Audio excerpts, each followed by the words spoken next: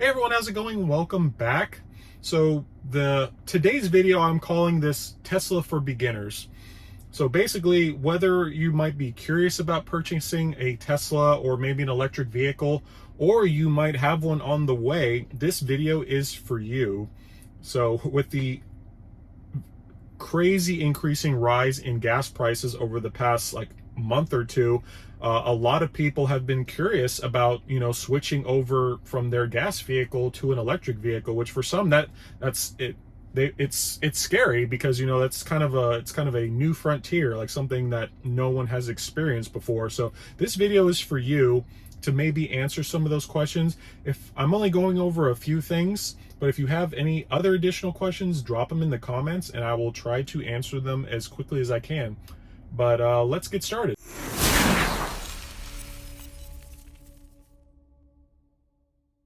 All right, so the first question I get asked probably on a daily basis as of recently is, how much electricity does this car consume? A bunch of people in my squadron are asking me like, oh, Cuba, what's your electric bill like? It must be crazy high with having an electric car. And nope, it's not. So I got some numbers written down here. I got my screen pulled up with my kilowatt hour usage, so we're going to break it down for you real fast. So my car currently has 14,710 miles on it. So we'll just say 15,000 miles. So for me to drive that almost 15,000 miles has consumed 4,127 kilowatt hours worth of electricity as of right now, as we're sitting. And so how much that costs? So for it depends. Every state is different in terms of electric costs, but so for here in South Carolina, it's almost 12 cents per kilowatt hour. Well, it's like 11 and change. We'll just round it up to 12 just to make the math easier. So for me to drive my car almost 15,000 miles has cost me $506. All right, let's break that down a little bit further. Divide that by the 10 months I've had the car. It cost me about $50 a month in electricity just to drive my car. To put that in even better retrospect, so I drive roughly 60 miles round trip per day, Monday through Friday, back and forth to work. And that doesn't even I drive the car on the weekends. I don't let it sit here in my garage all weekend. So I drive this car pretty heavily.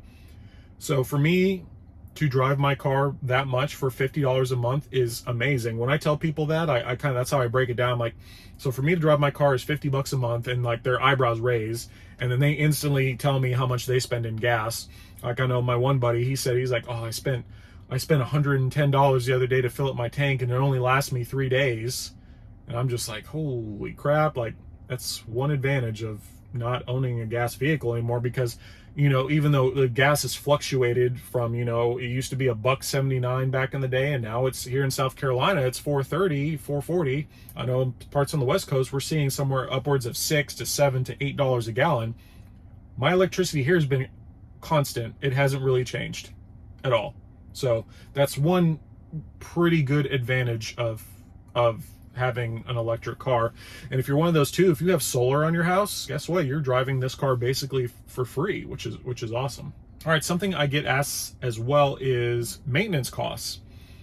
For me, so far, for maintenance costs, for me to drive this car 15,000 miles cost me $50. That's it. And that was to have Tesla Mobile Service come out here and rotate my tires, which for $50, that's not bad. That's a steal. Said Ken, he literally, he's my mobile service guy. He lives, I think, 30 minutes from here. So he kind of services the entire South Carolina, Columbia area. He came out here, rotated my tires, took about 15 minutes, and then he left for $50. And I didn't have to go anywhere. I didn't have to make an appointment. I didn't have to sit in the waiting room forever while they were rotating my tires. So for me, that's a pretty solid deal. But for 15,000 miles, that's it. It's the only maintenance I've done on this vehicle. I guess you could factor in the $2 thing, I think, of windshield wiper fluid that I bought. So $52 over 15,000 miles. I did get the tires rotated at 10,000 miles, and so my service guy said that was perfect. That was for the way that I drive, that was the recommended time was 10,000 miles. All right, so a question I get asked a lot is about charging. So you may not know, but Tesla no longer includes a complimentary charging cable with your vehicle, the one that's plugged in there in the back. You will have to purchase that at the time of ordering your vehicle. It's a pretty simple process. You can just check a box and it will include it in the purchase price. And in theory, it should be available in your vehicle upon delivery, assuming there's no constraints or delays. But with the cable, it's basically going to come with this standard 110 adapter. So this is just a standard one that just plugs into a wall, just like so. I'll just plug it in here, just to kind of show you. But that's basically it. And it comes with the adapter as well. There's the charging cable, which I have on the other side. Only downfall to the 110 is you can only charge your car at 4 miles an hour, which for some people that might actually work. If you're one of those, maybe you commute only like a few miles a day, that's perfect. But if you're somebody, that like me, like I commute 60 miles a day. So that's not going to work for me. So there is another option that you can actually purchase a larger 220 adapter that plugs into the charging brick here. And basically this will allow you to charge your car at 31 miles an hour versus the standard 4 miles an hour. But keep in mind, if your garage does not have a larger 220 outlet, you will have to have one installed. This one's kind of was not installed very well, but it is installed. I got this installed just below my breaker box for around $300, so overall not too bad. But there also is a third option to charge your Tesla. You can even opt in for the Tesla wall connector. The reason I decided not to go with that is because one, the price, I think around the time it was around like $500-600. And then you also have to pay an electrician to come out and install it. And say like for me, I'm in the military, I'm not going to be in this house forever. So when I do want to leave here, I have to have an electrician come out and uninstall it so I can take it with me. So that's why I just opted for the 220, so I can literally just like unplug this and then take it with me wherever I go. Simple as that. But whichever one you decide to do works for you, said go with it. If you have any more questions about that, feel free to just drop them in the comments below. Another question I get asked is about road trips. So a lot of people are like, well, what if I want to take this thing out of town? What if I want to take it, across country? Like, how does it do that? How do I stop at places? Tesla's got you covered there, and I will show you a quick example. All right, so for our example here, we will say that, hey, I want to take this thing on a long road trip to Fort Worth, Texas. All right, so it's calculating from my home here in South Carolina all the way to Fort Worth, and what it's doing is it's finding superchargers. So with my current car, it's charged at 276 miles. It's basically telling me where to go, like how to navigate, and it's telling me which superchargers I'll need to stop at and how long I'll need to stop for. So it's got you covered. It routes you all the way there. So like our first one, we have to stop in Madison, Georgia, stop for 25 minutes. So it's calculating the rest of them, fine. Then we'll go to Oxford, Alabama, charge for another 20 minutes. Then we'll stop in another one in Alabama and charge for 40. So that's the one main downfall at the moment of commuting long, like on a long road trip in electric cars. You have to stop and charge for a bit. Keep in mind that Tesla is adding new superchargers almost every day. So you will see that these charge times will get a lot less. Like you might have to stop maybe for like 10 to 15 minutes at a time. Tesla is also improving their battery technology and supercharging technology. There's rumors of the version 4 supercharger that's in development, and that's supposed to promise a lot faster charging to more compete with the gas pumps. But something cool that it also does here on as well. So here's the Madison, Georgia supercharger. So it has 5 stalls available. There's currently out of 8, and they're 250 kilowatts max. So that's the higher version, and it tells you how much it costs. So charging fees anywhere from 17 cents to 91 cents a minute. That's pretty hefty. I wonder if we can break that down. There we go. So depending on how charged or how much energy that you're using is how much it's going to cost you to supercharge. There is it's in the Hampton Inn, or Hampton Lane, I guess. But it also it has a restroom, it has a restaurant, and it has a bed. So basically, I guarantee it's in a hotel parking lot. Keep in mind the idle fees, $1 a minute. So this isn't one of those where I can leave my car plugged in all night and be good to go. Because no, you'll wake up with a pretty hefty supercharging bill from leaving your car plugged in all night.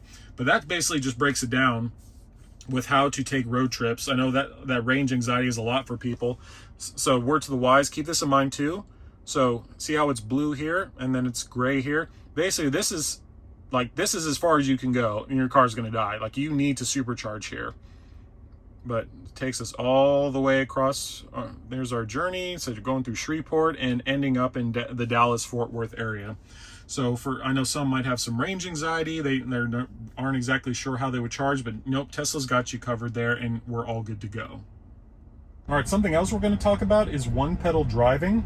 I feel like that doesn't get talked about enough, and it might be a little new and maybe a little scary for new Tesla owners. Basically, what one pedal driving does is it allows me to almost never have to use the brakes. So unlike a normal car, how when you let out the accelerator, how it just kind of coasts for a while, Teslas don't do that. They will actually use regenerative braking to slow the car down without actually having to use the brakes.